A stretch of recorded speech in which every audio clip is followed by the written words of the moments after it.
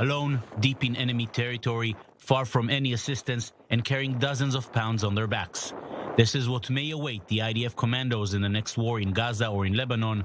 This is what they trained for last week in the commando drill held in extreme geographical and weather conditions. The drill depicted a scenario of an incursion deep into enemy territory. It was successful, despite the weather, which is untypical for our country. The drill showed our abilities as the elite forces of the ground corps. We proved outside and also for us inside that we are ready for the scenarios presented in the drill, and more.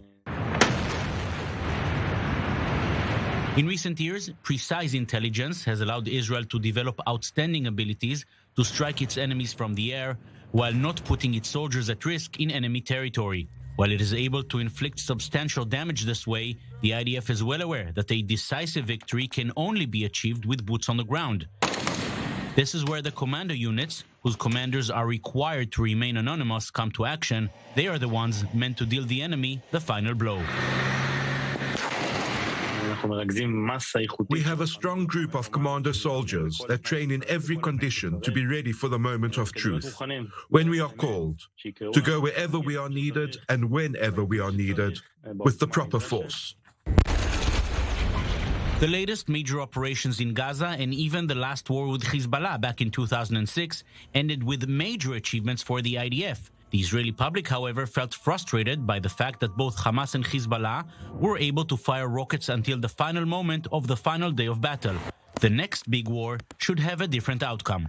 We must eliminate their arsenal of rockets with the help of other factors in the region, and are posing a direct threat to our cities and civilians and infrastructure. It's a major challenge for these units, not only due to the strong resistance which will surely be encountered, but also due to the fact that the terrorist organizations operate from within civilian areas, and any operation can lead to countless civilian casualties. It is possible to neutralize enemy and enemy infrastructure without harming civilian and humanitarian elements.